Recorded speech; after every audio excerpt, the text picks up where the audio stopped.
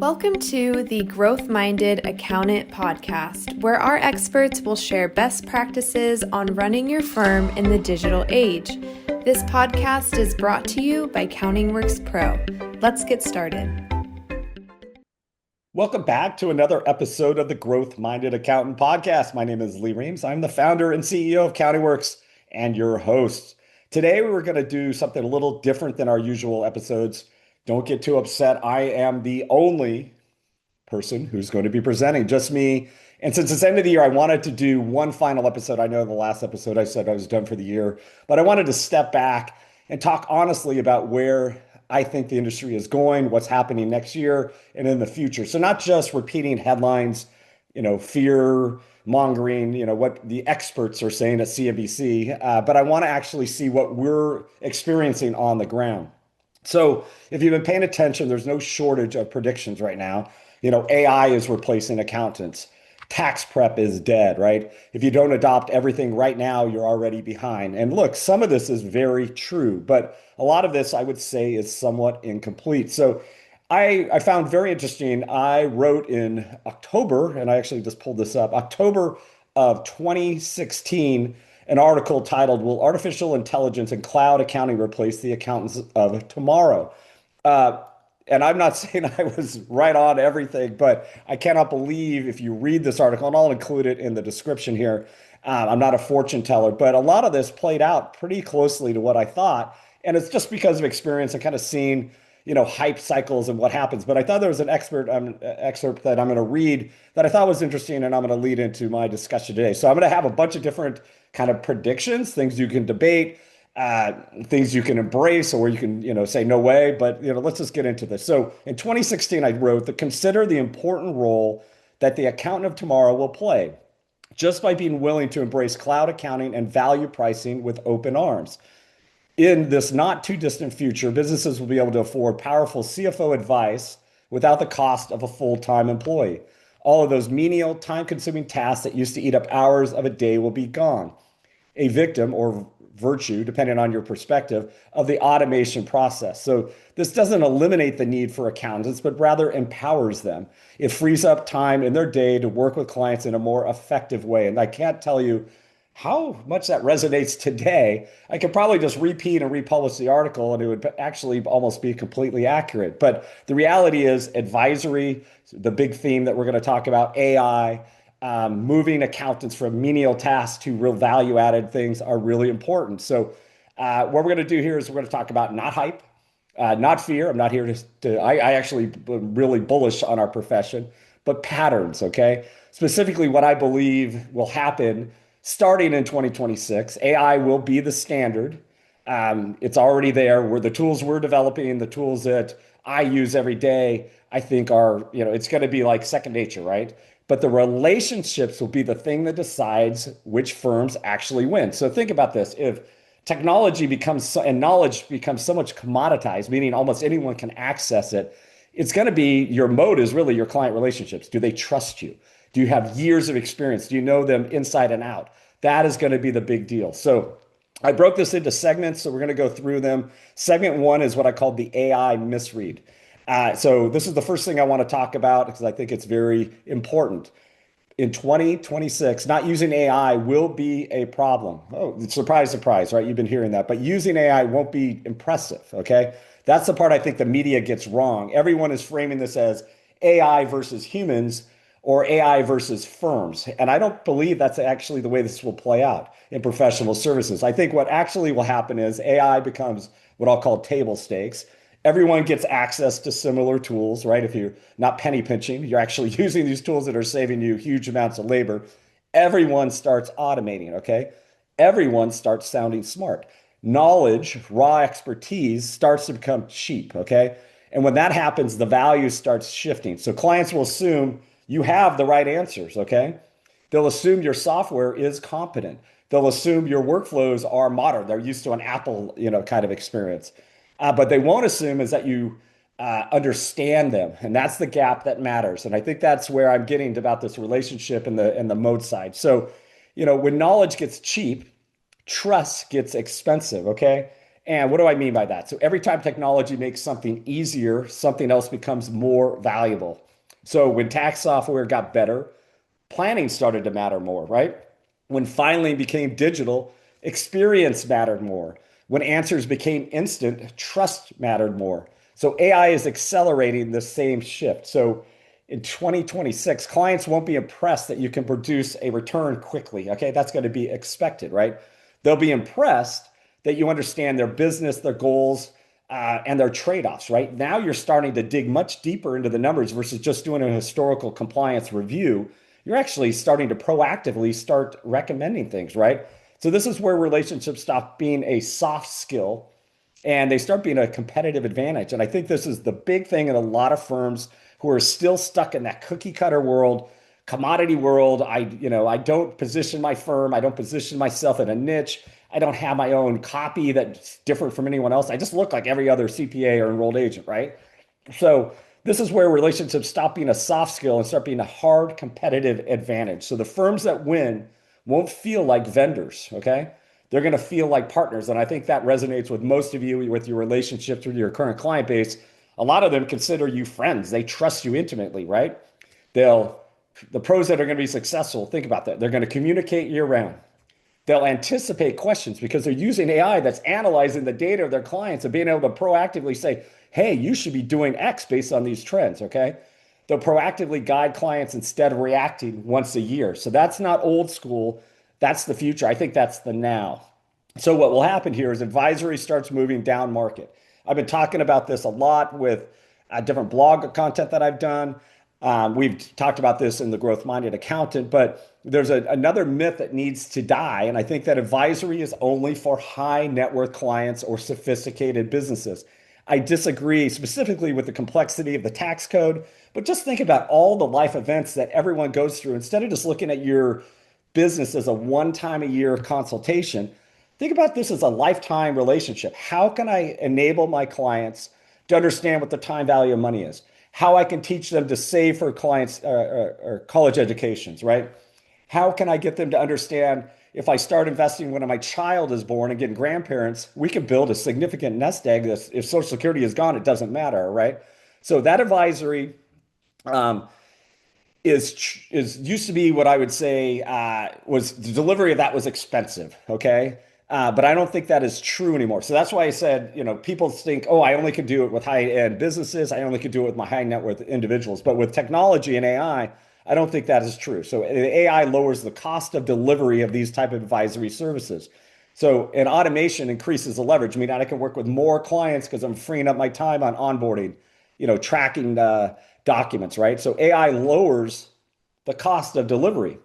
Automation increases your leverage, which means guidance becomes accessible for many more people. So in 2026, the fastest growing firms will be the ones that expand advisory down market, not just up market. There's only so many high net worth people, right?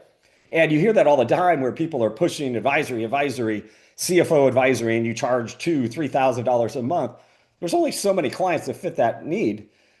There's a whole new market that you could do like a junior version, a base level that's not in the upmarket, and you can do really, really well because technology will enable you to do a lot of these calculations and strategies very quickly. So, not complex strategies for everyone, but clarity. Okay, so helping clients understand what decisions matter. Okay, what trade-offs they're making, what's coming next, right? So advisory doesn't replace tax prep, it wraps around it. And the firms that don't make that shift will get squeezed, I believe.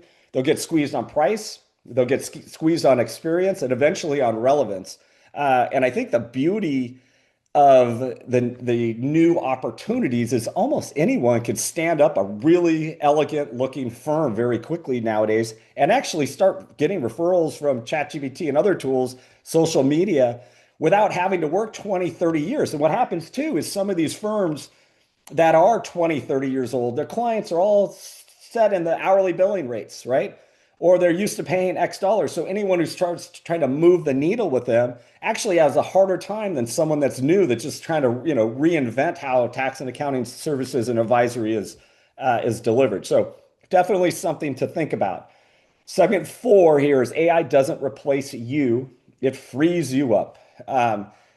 I know the hype machines and Elon and everyone is basically saying Palantir. There's a lot of people. All programmers are going to be gone. And yeah, is there pressure? Yes. But you'll be able to do things and create new tasks, new value that wasn't there before. So yes, will certain things disappear? I 100% agree. That will be replaced. But on the top of that, it opens up all these new windows, and I think that's where the opportunity is.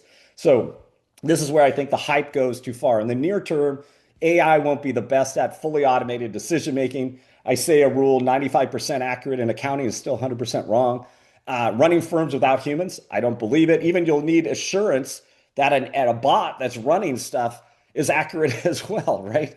Who's going to do that? There has to be humans in the loop, right? So I don't think you're going to replace all this professional judgment is where I'm getting at.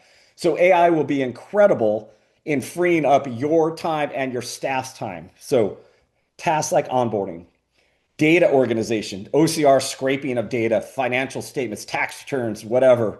Uh, and then being able to analyze this and do intelligent recommendations based on it, summaries of documents that are sent in, drafts of emails, right? Follow-ups, automated follow-ups. You're missing information, you haven't responded. So the invisible, what I'll call busy work that eats your week, every week, and you may even have staff that's doing this, right? But you're still paying labor. Think about it. AI costs a fraction of what this labor costs, right?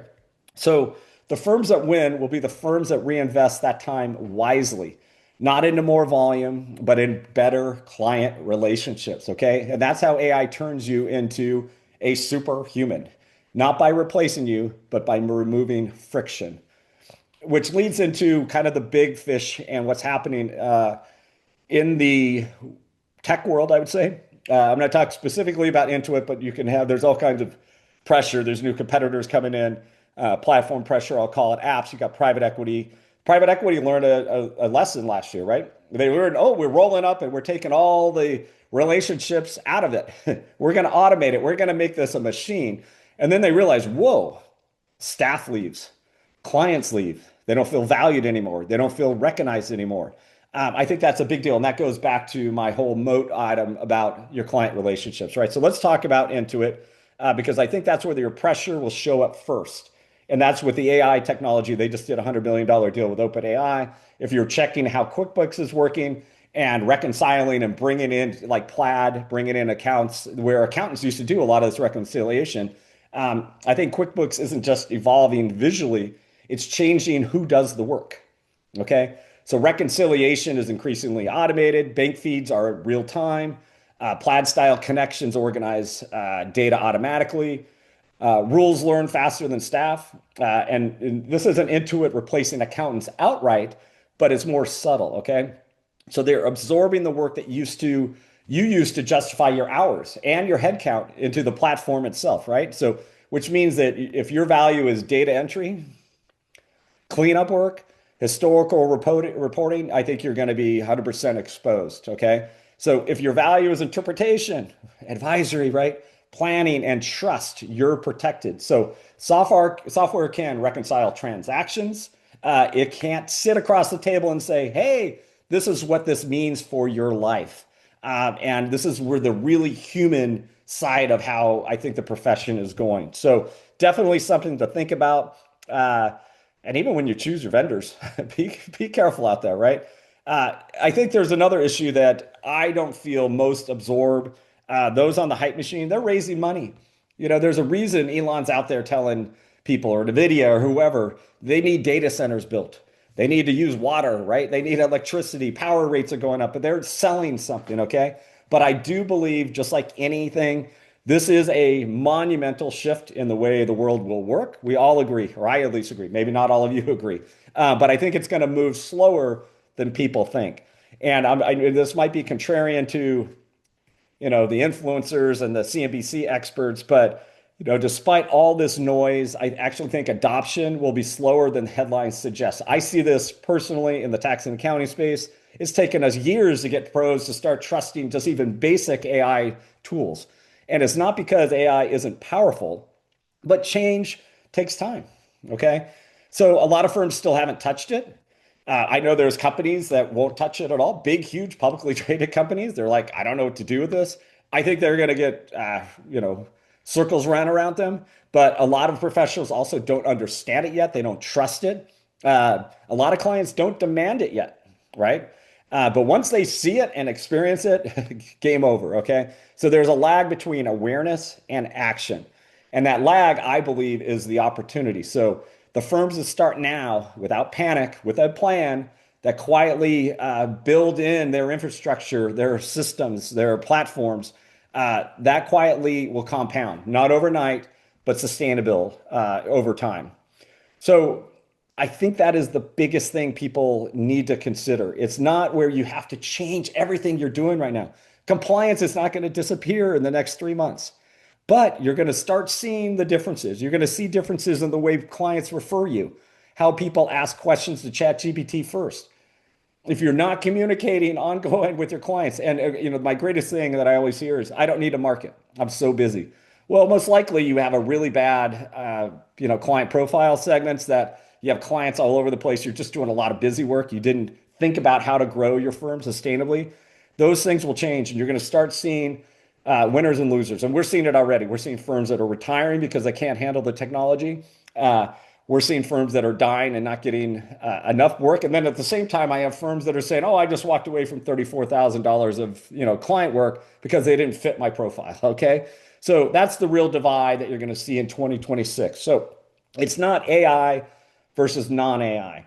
It's not big firms versus small firms, though I would argue that small firms now are more empowered than ever. It's not humans versus machines. It's this: if firms that treat AI as the standard and relationships as a differentiator versus firms that hope the old model holds, it's not. Knowledge is becoming cheap, okay? Trust is not. So the firms that win won't just automate more, they'll connect better with their clients, okay? And that's what I wanted to leave you with as we close out this year. This is it, our last episode, 2026. I already have planned a great lineup. I actually have all of January already planned, so super exciting things that are really going to move the needle for you. So I hope this episode has helped you think a little bit differently about where to focus and get ready to get busy in 2026. I think it's a very good time to be a tax and accounting firm. Your practices are more valuable than ever because of private equity moving in.